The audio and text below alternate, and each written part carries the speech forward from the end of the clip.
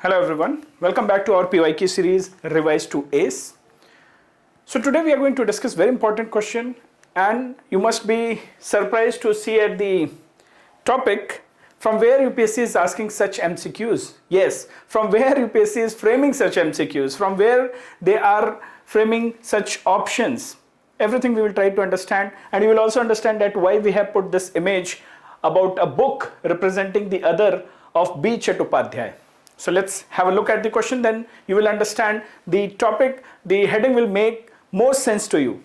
So here we have the question in front of us. So the question is saying, during the 8th to 14th centuries, so remember the time period, it is the early medieval period, the Sanskrit texts and the inscription. So one thing has been highlighted, this Sanskrit text and inscription and medieval period. In the following, which of the following terms were used to denote Muslims? Okay, so they are looking into the aspects of society from medieval period and with the lens of or through the Sanskrit text and literature.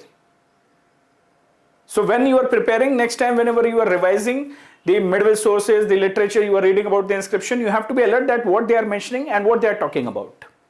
Now let's have a look at the option. So the options are saying that which of the following were mentioned or were used to denote Muslims in the Sanskrit text and the inscription during 8th and 14th centuries. So the options are Truschke, Tazik, Parashik and Kardamka. कहीं सुना है, कहीं सुना हुआ कुछ लग रहा है. चलो, तुरुष्क, ताजिक, इन दोनों को somewhere we can say that yes, Tajikistan or they use Turk, they used to come from there, so we can say. But what about the two options? Yeah, based on our bit understanding of our history, we can say that yes, two are there. But what about 3 and 4? 1 and 2 are here also, 1 and 2 are here also. So what about the 3 and 4? अगर नहीं पढ़ा है, then we won't be able to mark. If we know any of the options, if we know about this option, then also we can reach the answer. So for that we need in-depth understanding.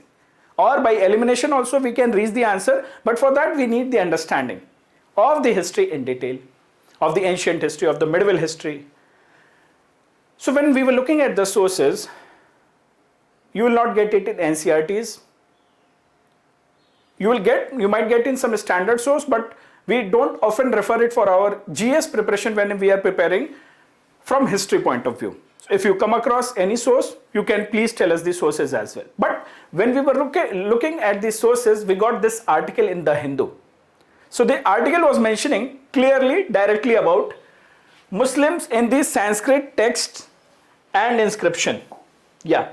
So this was the article, and this article is from 2018. August 23, 2018, The Hindu, and it is saying Muslims in the Sanskrit text.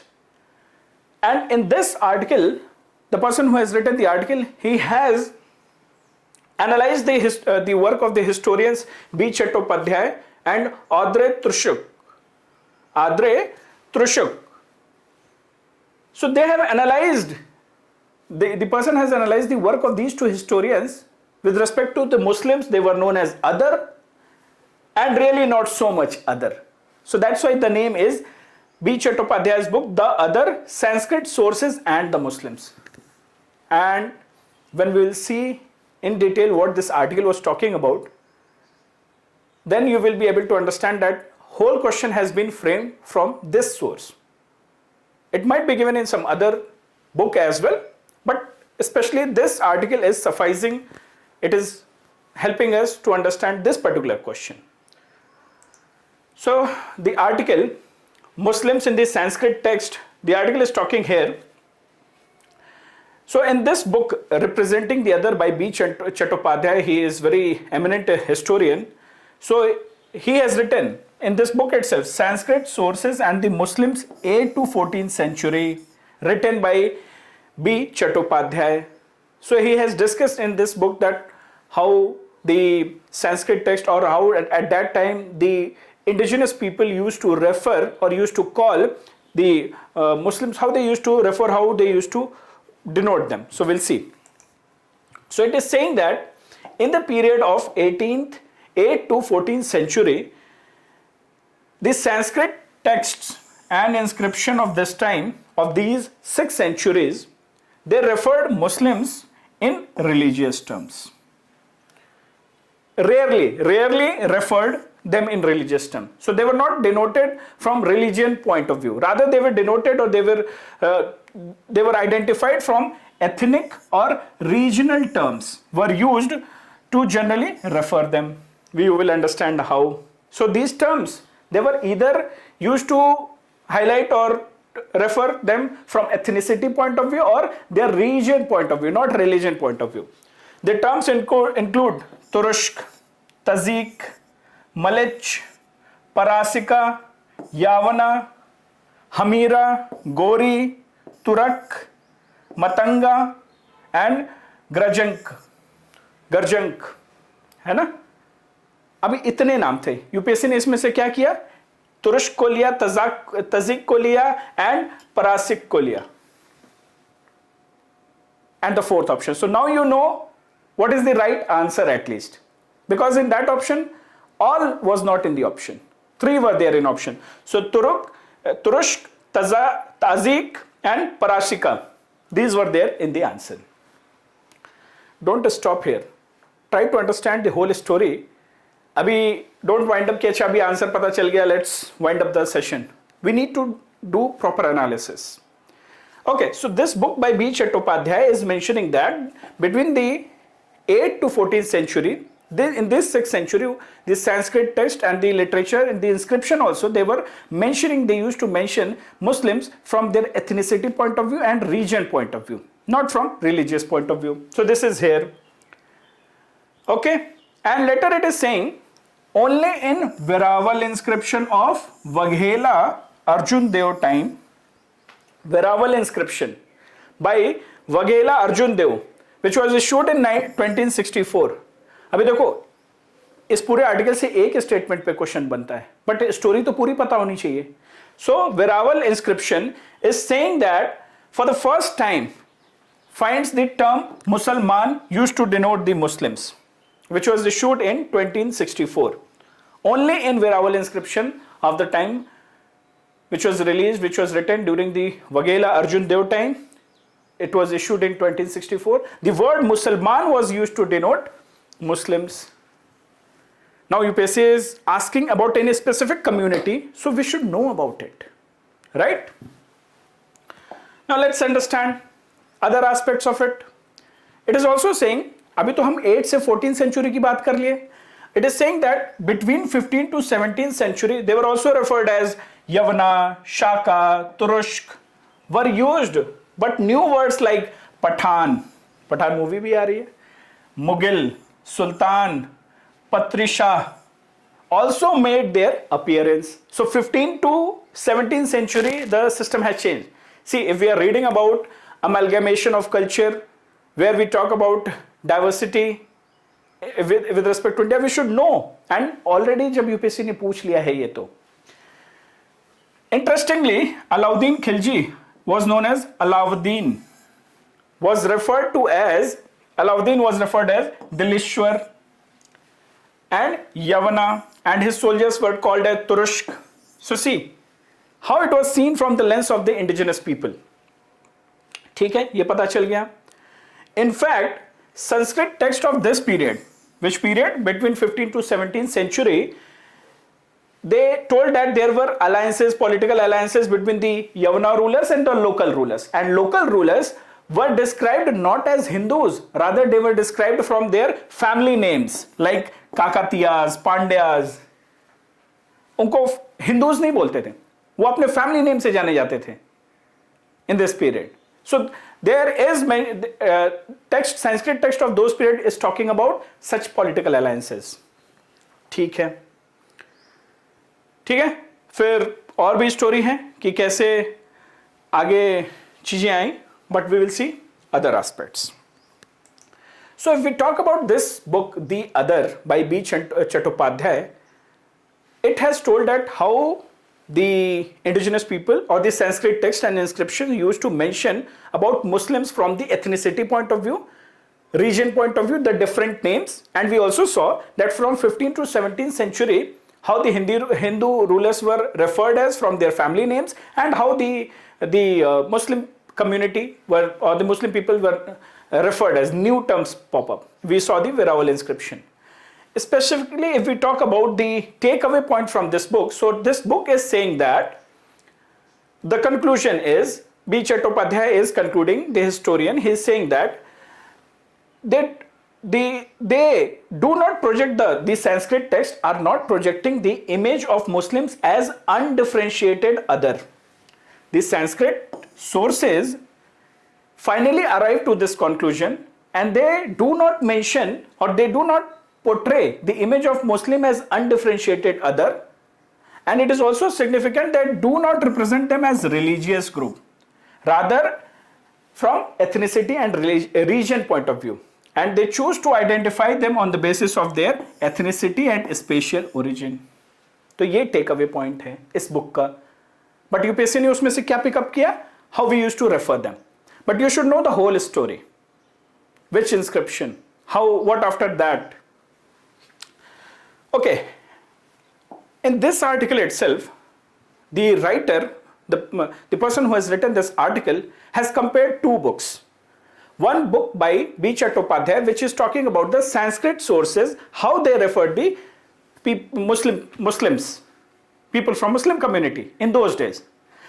In this same article, he is also comparing another book by Audrey, Truschke, Culture of Encounters. And in this book, she is analyzing the Sanskrit, the different culture during the time of Akbar and Jahangir, during Mughal court, how Sanskrit was seen, how Sanskrit was promoted. So are you understanding what is happening? Sanskrit source analyzing Muslims by B. Chattopadhyaya, and here the book by Audrey is looking at the Sanskrit during Mughal courts. So this has also been discussed in this particular article in the Hindu. So what it is highlighting? It is highlighting that close relationship between the Mughal imperial court with the Sanskrit cultural word as well as the multicultural nature of Mughal power. It is saying that during Akbar, Persian was made official language of the Mughal administration, but there were attempts to encourage Sanskrit, and Akbar engaged the scholars to promote the text, to decode Sanskrit. So ये भी हुआ था. In fact, Jain and Brahmin Sanskrit scholars were present during the Mughal court sufficiently in large number during 1580s. So ये भी हुआ था. A stunning range of Sanskrit textual production happened at that time. We know about Akbar, तो ऐसा possible है. Not only about Akbar, this article is also talking about Jahangir. Even Jahangir, who was not as open-minded as his father Akbar, he met Brahmin aesthetics. He met Brahmin saints 6 times between the 1670 to 1620 in the span of 3 years.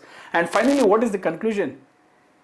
He understood that the Brahmin saint is well learned in the science of Vedanta, which is the science of Sufism. समझ में कैसे parallel draw हो रहा है? जहांगीर ने mention किया, अकबर ने Sanskrit text को यूज किया. So in the past we have learned from each other, we have exchanged from each other, and this is what UPSC is trying to highlight. ठीक है?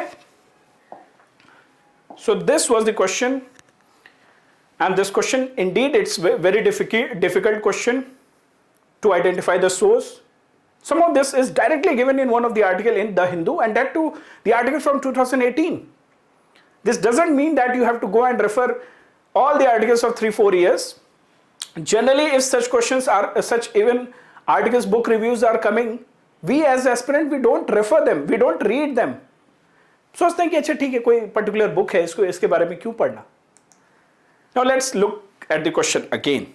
So the question is, during the 8th and 14th century, in the Sanskrit text and inscription which of the following terms were used to denote Muslims. So what all we have seen? Turush, yes.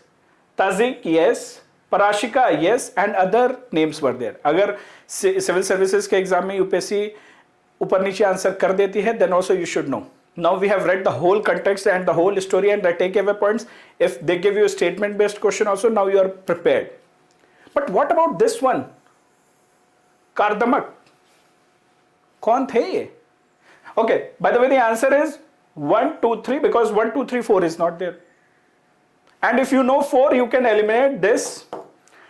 Truschke, you would be confident. So 2 and 3 is here also, and you were confident that 1 will be there. So even by elimination you can reach if you know about this particular option. Kardamka kaun the? So Kardamka dynasty was here. They were also known as the Kshatraps. Kshatraps, Western Kshatraps. So we know about Saka rulers, Shakas or Sakas. They entered India tribe by tribe. It was not like one dynasty, one family entered and then they were only called as Sakas. No. They entered tribe by tribe. One tribe came, then another tribe came, and they started ruling or they started. So like this, here in the Western Kshatraps, which were around the Ujjain, Girinagar, Govardhan. Basically Ujjain is important here. So this Kardamka dynasty was established by, it was a new dynasty. It was established by the Kshatrap king Kastana, Shashtana basically. In Hindi it is called that Shashtan. In English पढ़ने में कुछ और आता है, Shashtan बोलते हैं. So the founder of this dynasty was Shashtan, and the information which we are going to discuss, you will be amazed. As such, we don't know the date of Shashtan when he was he established, but it is believed that his reign, Shashtan's reign from the Kardamka dynasty, who was the founder of Kardamka dynasty, started in the year 78 CE, that is 78 AD. Thus making him the founder of Saka era. Saka era. It is one of the हमारे जो calendar system है, national calendar हम follow करते हैं, we have adopted 2 calendars, Saka era, Gregorian calendar as well. And you know, Shashtan was the grandfather of Rudradaman I. Rudradaman I is known for Junagadh inscription. Junagadh inscription, Girnar. He is known for Junagadh inscription. And Junagadh inscription is talking about, it is the first Sanskrit inscription of India. It is talking about Sudarshan Lake. It tells us the history of Sudarshan Lake. How this Sudarshan Lake was made or was initiated by Chandragupta Maurya. And then Ashoka renovated it. And finally Rudradaman renovated it. And this inscription, Junagadh inscription, which is again a first Sanskrit inscription. तो इस पूरे question में संस्कृत पे ज़्यादा focus है. First Sanskrit inscription was decoded by James Prinsep, and it gives us the historical record of the public works in India. ठीक है? So this is how the whole information has been linked. यहाँ पे उन लोगों ने कोई और option रख लिया होता, but it is so rhyming कि सब में क से end हो रहा है. And if we know about it, very important, the dynasty which is behind the Saka era. Saka era we are using till date. Government के हर document में Saka era mention होता है. And you should know that we are in which Saka era. ठीक है? So this is how the information is interlinked. So the person who has made this question, बहुत अच्छे से brainstorming हुई है, बहुत अच्छे से, it is a well thought question.